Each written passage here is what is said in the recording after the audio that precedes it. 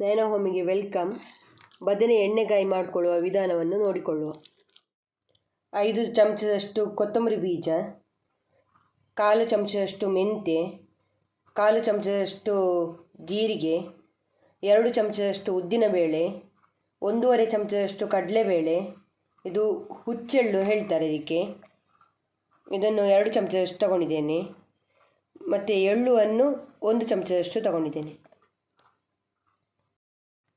6 ಒಣಮೆಣಸು, 7 ಬೆಳ್ಳುಳ್ಳಿ ಎಸಳು, 1 ಕಪ್ಪು ತೆಂಗಿನ ತುರಿ, 2 ಟೊಮೊಟೊ ದೊಡ್ಡದು ಮಾಡಿ ಕಟ್ ಮಾಡಿ ಹಿಡ್ಕೊಂಡಿದ್ದೇನೆ, 2 ನೀರುಳ್ಳಿ ಇದನ್ನು ದೊಡ್ಡ ಕಟ್ ಮಾಡಿ ಹಿಡ್ಕೊಂಡಿದ್ದೇನೆ. ಮೊದಲಿಗೆ ಇಷ್ಟನ್ನು ಫ್ರೈ ಮಾಡಿಕೊಳ್ಳುವ.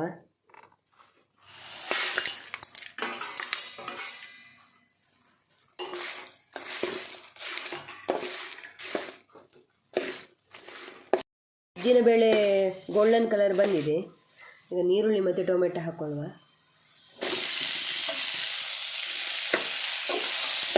ಅದನ್ನು ಸ್ವಲ್ಪ ಫ್ರೈ ಮಾಡ್ಕೊಳ್ಬೇಕು. ಇನ್ನು ಇದಕ್ಕೆ ತೆಂಗಿನ ತುರಿ ಹಾಕ್ಕೊಳ್ಳುವ.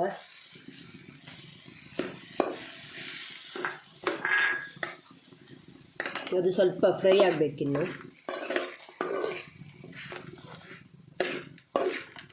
ಇದು ಫ್ರೈ ಎಲ್ಲ ಆಗಿದೆ. ಈಗ ನೆಲಕಡಲೆಯನ್ನು ಡ್ರೈ ರೋಸ್ಟ್ ಮಾಡಿ ಸಿಪ್ಪೆಲ್ಲ ತೆಗೆದು ಹಿಡ್ಕೊಂಡಿದ್ದೇವೆ. ಮತ್ತು ಸ್ವಲ್ಪ ಉಪ್ಪು ತಗೊಂಡಿದ್ದೇವೆ ರುಚಿಗೆ ತಕ್ಕಷ್ಟು, ಮತ್ತು ಹುಣಸೆ ಹುಳಿಯನ್ನು ತಗೊಂಡಿದ್ದೇವೆ. ಈ ಮಸಾಲೆ ಎಲ್ಲ ರುಬ್ಬಿಕೊಳ್ಬೇಕಿನ್ನು.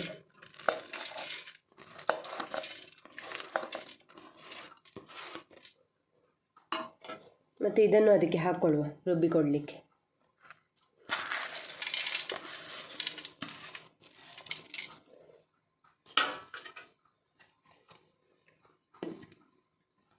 ಕೊಂಡಾಗಿದೆ. ಈಗ ತುಂಬ ನೀರು ಹಾಕಬಾರ್ದು. ಬದನೆಯನ್ನು ಈಗ ಕಟ್ ಮಾಡಿಕೊಳ್ಬೇಕು.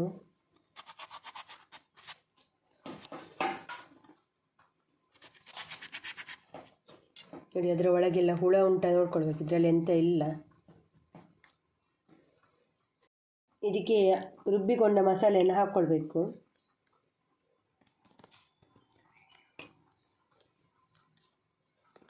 ಇದರೊಳಗೆಲ್ಲ ಫಿಲ್ ಮಾಡಬೇಕು ಹೀಗೆ.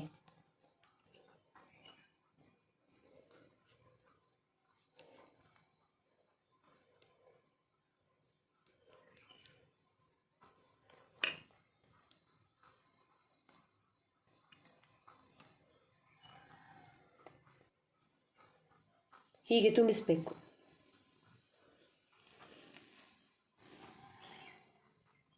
ಎಣ್ಣೆಗೆ ಒಣಮೆಣಸು ಮತ್ತು ಸಾಸಿವೆ ಹಾಕ್ಕೊಳ್ಳೋದು. ಈಗ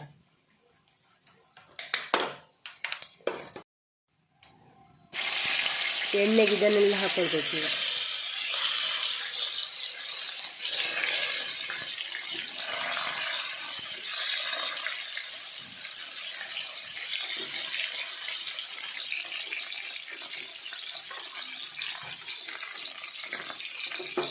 ಇದು ಎಣ್ಣೆಯಲ್ಲೇ ಫ್ರೈ ಆಗಬೇಕು.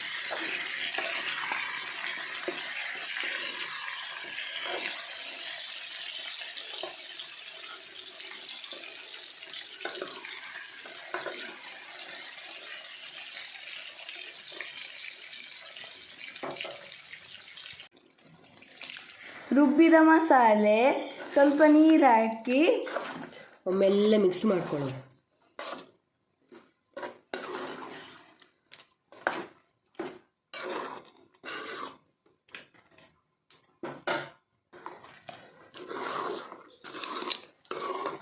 ಆಗಿದೆ.